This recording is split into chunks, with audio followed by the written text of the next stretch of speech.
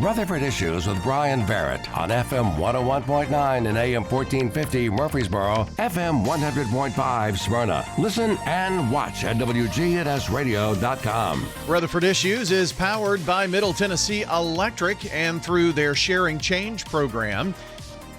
It funds charitable foundation, or their charitable foundation funds all kinds of nonprofits here in the area, hundreds of nonprofits. So if you round up your electric bill to the nearest dollar each month, you can support those nonprofits through Sharing Change. Find out more at sharingchange.org. We're headed to the state capitol, and our two state representatives in North Rutherford County going to join us today. Mike Sparks will lead us off here real quick, and then to Robert Stevens. Pretty busy up there? Yeah, it has been, and I heard you talking about Operation Roundup. Man, that's a good thing. I think the most you're going to pay is what, $11 a year, $11.99 or something. But anyway, it's a good program. Yeah, we had a short session and not too much controversy. But I wanted to put Representative Stevens on the line. He had an Eagleville baseball team and the coaches up, and he's got to get back to meet with some clients here in just a few minutes. I'm going to turn the mic here in the office over to Representative Stevens, Brian. Sounds good. All right, Mike. Robert, good to talk to you today. Hey, Brian, thanks for having me on there. We were very honored this morning to have Eagleville High School's baseball team come up and join us on the House floor. And as you probably know, they won the state championship in 2022. They won the state championship again in 2023. And then, of course, they won it again in 2024. So one of the coaches told me that there's only been a few teams that have won 3 times back-to-back. So we thought that was definitely worth honoring, and we were glad to have them come up there and get recognized on the House floor today in front of all of Tennessee so they could see all the good things going on down in Eagleville. Yeah, it was really interesting. 2022, that year, their softball and baseball team won, and in the, I don't know, maybe 100 years of the school's history, they won their first state championships in 2022, softball on one day and baseball the next. So they've had a tremendous run. So I know Coach Bassham was probably very honored to be there today with you on the Hill. And you've had some legislation rolling through there too, right? Yes, we have, and Coach Bassham and Mr. Pettigo at the school and the assistant coaches, Marty McCleary and Todd Williams, everybody was here today and had a big time at the Capitol. They got to go see a tour of the House of Representatives chambers and some of the other places in the Capitol before we recognized them there, so I think everybody had a big time and hopefully learned something there. I have a bill that's starting to move, and it's about revenue sharing. There's about 20 different taxes where the state collects money for these various things, liquor taxes, gas taxes, sales taxes, and a percent of that gets sent back to counties and cities based on the population. And the way that's refigured now is every 10 years when the census is done, they'll look and see what percent of the population you have every 10 years. So the fast-growing places like Rutherford County, Williamson County, Wilson County, Davidson County that are adding people in droves, they don't get that readjusted until 10 years unless they do a special census.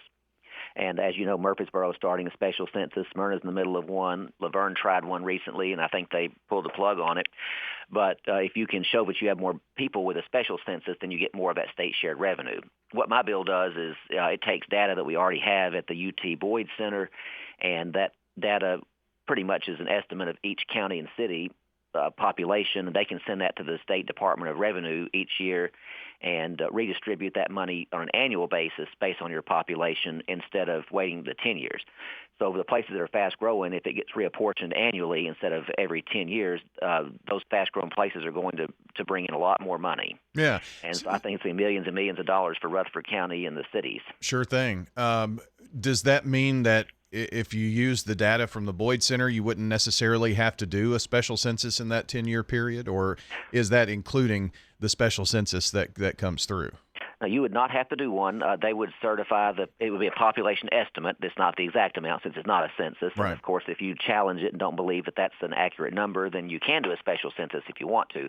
But these things cost hundreds of thousands of dollars, and they take all kinds of manpower to go door to door with the fire department, police department, and it's just very tedious to do, and it takes a long time. So this would automatically readjust that each year, and you would not have to do anything unless you believe the number is wrong.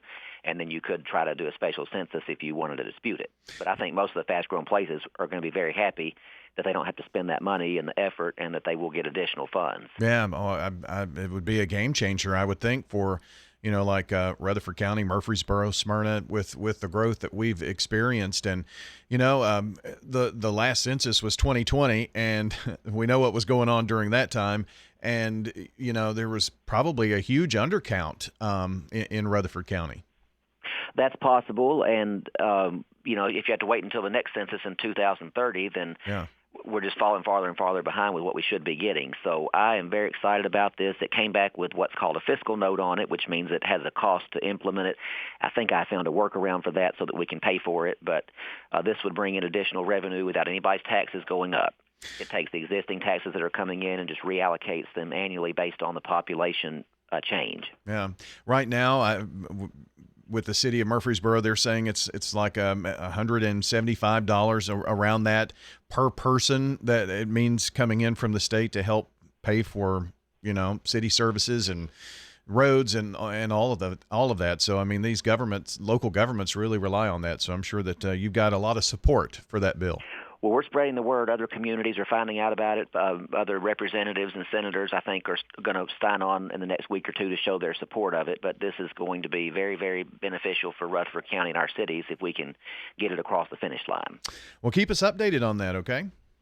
Will do. Thanks for having me today. I have got to get back to my law office and visit with some clients, so I appreciate you having me. I'm going to turn the phone back over to Representative Sparks here. Okay, sounds good. Thanks. That's State Representative Robert Stevens joining us here as well with Mike Sparks. And, boy, that legislation right there, Mike, revenue sharing bill could be a game changer. I know the city of Murfreesboro is in the middle of conducting their special census in Smyrna, and I was talking actually with someone about the Murfreesboro census yesterday, and I think Franklin was in the middle of one, and they had to really just abandon what they were doing because it was so hard to get that information, Yes, it really is. And that's the thing about our county. Or even the state. We're all in this together. These issues really aren't Republican, Democrat, and everybody wants better schools, better roads. They want these potholes filled. They want to do something about the landfill, and folks really have to work together. And Robert will have an idea, Tim will have an idea, Representative Rudd, and Dr. Terry, Charlie Baum, myself, Mayor Carr, or maybe it's Craig Harris, Pettis Reed, and others to just try to see what we can do to improve the quality of life for Rutherford County with the challenges. I mean, we're one of the most challenged counties in the state, if not the nation, with, we're the fastest growing county in the state. And it's really totally unsustainable. Like I told the comptroller and I told the finance committee the other day, with the challenges that we face with trying to build schools. I have a task force study that I hope I can get past to just look at what can we do to relieve some of the overcrowding. Can we do more dual enrollment? Can we encourage kids to skip their senior year like my oldest boy did? If we can just find 1% to 2% of a relief valve, maybe the charter schools, maybe it's some people may want to homeschool. Because the challenges, they are enormous. So I applaud Representative Stevens for his creativeness to try to help Rutherford County. Well, State Representative Mike Sparks joining here, and what do you have going on? That's the way to say it. My music therapy task force, they were up the other day. We honored Priscilla Presley, and I got to meet with her last year. And music is a powerful tool for mental health. If folks have ever had parents that were dealing with Parkinson's or dementia, they know it's real. The Smyrna librarian was in yesterday, Cassandra Watkins. I thought she was going to do the show with me this morning, but she couldn't make it. She said she'll come up on the 20th. No, yesterday in finance, I'm a big fan of what Elon Musk is doing, what Donald Trump is doing, uncovering waste, fraud, and abuse. Just yesterday, and folks could watch this if they wanted to pull up Tennessee General Assembly Finance Committee meeting yesterday, the Department of Children's Services, or the Department of Human Services, rather, they're really doing great work. And I asked them, I said, you're really doing God's work. I mean, they're helping Nourish Food Bank. They're helping end slavery. They're helping Tim Tebow's event. They're helping so many other areas in our state to help the least fortunate. They also work the SNAP program, the benefits program, where they were talking about $155 million worth of, I guess it's called skimming on these cards, these benefit cards, where people go to use it and then they go back and use it and all their money is wiped out. And that's happening in our state of Tennessee. I talked to Channel 5 reporter Chris Davis, and Chris does a great job. I said, are y'all going to really look at this stuff? And that's money, that's taxpayer money. $155 million taxpayer dollars were ripped off. I just signed on to Jason Zachary's bill, where he's got a piece of legislation trying to stop some of those benefits from buying like candy and cold drinks.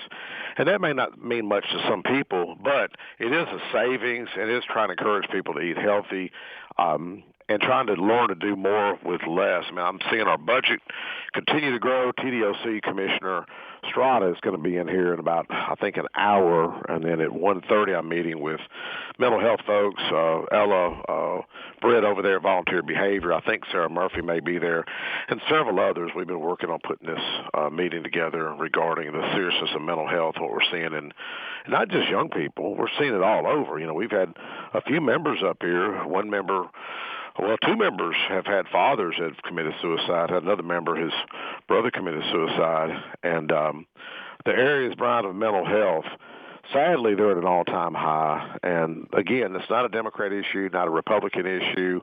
My Amazing Grace piece of legislation the past couple of years ago, we had that famous bass guitarist. I think is it Wooten? I don't really follow that much, but he came up here, and the cool thing about it, he played Amazing Grace with his bass guitar. And so music, just being able to work together, I see so much disconnect and chaos in government.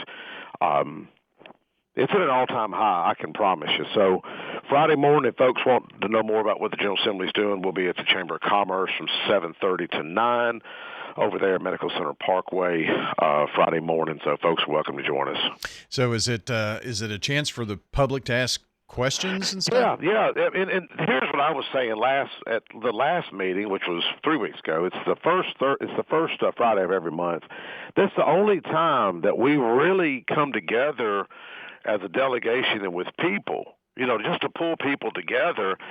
And I called out a few names, people I have a lot of respect for. Darren Gore, the city manager of Murfreesboro, smart guy. His father is a former professor and a close friend of mine, one of the guys that encouraged me to run for office. Dr. David Urban, Dean Emeritus with the Jennings Jones College of Business, was in the audience. I said, let's bring these people together from different backgrounds. Maybe it's a former engineer. Maybe it's a former school principal. And look at the challenges our county is facing. We can't continue to do this. We can't continue to do the same old things with the tools that we've been using, because we're going to continue to get the same old results we've always gotten. And that was Einstein that said that was the definition of insanity. So I just want to encourage, whether it's the chamber, to get more involved in our county issues, school board issues. I know we have elected officials, but elected officials, we don't have all the answers. We don't have all the answers. Well, you say you do.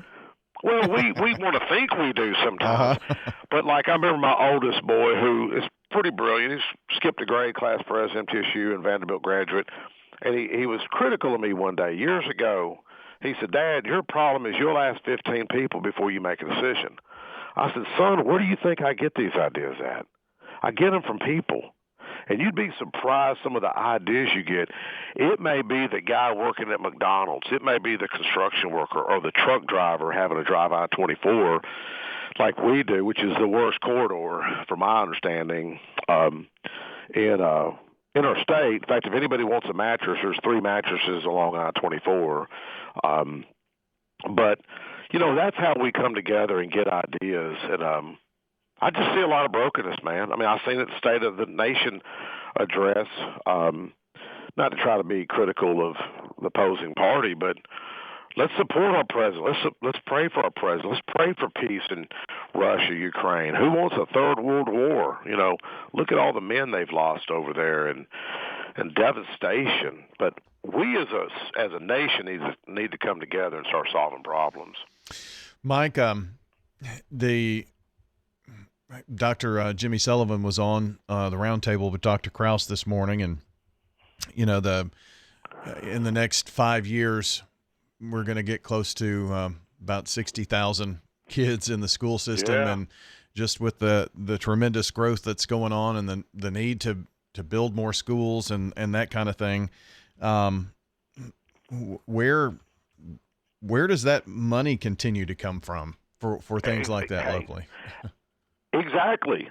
I mean, it's like I said at budget the other day. I'm seeing DCS another $200 and something million. We've handed out big raises, and we still have vacancies. TDOC, the commissioner, will be in today, and I went through their academy, went through TBI's academy, went through the sheriff's academy to try to learn more about the challenges that they face. I mean, Leadership Rutherford was up yesterday, which I think is a great program. Got to speak to them for a little bit, but there's going to be a time the money's not going to be there. I mean, our nation's $35 trillion in debt. So I applaud. It's like this $155 million where I told Chris Davis, that's the power of the media to start digging down and saying, how can we do more with less? I've wrote 3 books. That's my latest book. It's called How to Do More with Less. And I had a Democrat up here. Bob Freeman bought 3 cases of my books, read all 3 of my books, and gave them to members. And I think the reason he done that is because I invited the speaker to his mental health event a couple of weeks ago, and he was really surprised that the speaker came. And we had several other members there. But we all should care about mental health. The challenges are enormous. And, I've got my 2 new grandbabies, Grace and Henry David, that I want both of them to go to Thurman Francis. That's my goal, where my son went, where I went, where my wife went. And that's a great school, one of the top schools in the nation, and or the state, and but how do we continue? So looking for waste, fraud and abuse should be a top priority for all of us.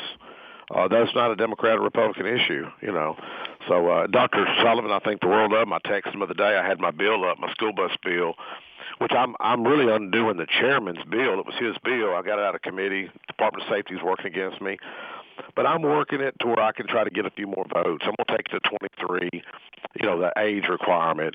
We're the most restrictive in the nation and in the world. We're the only state that requires you to be 25 years of age to drive a school bus. And what the Department of Safety doesn't tell people, the guy that was driving that bus that killed those 6 kids in Chattanooga, even though it was so horrific, that dude's also a child molester and raped a 14-year-old girl 2 years later. The department didn't even know about that. So trying to get that bill out. Dr. Sullivan's support of David Settles, Murfreesboro School Board, came up. He testified last week, but we moved it to next week because of my amendment. But if you're 21, you work for the school system, or you're in the National Guard, under my legislation, you can drive. So that's a small tool in the toolbox to be able to fill the void of the shortage of school bus drivers. But we need to do more, Yeah. But I think the world of Dr. Sullivan, great guy, great communicator. So is Dr. K. Martin as well. All right, Mike, appreciate it. State Thank Representative Mike Sparks joining today.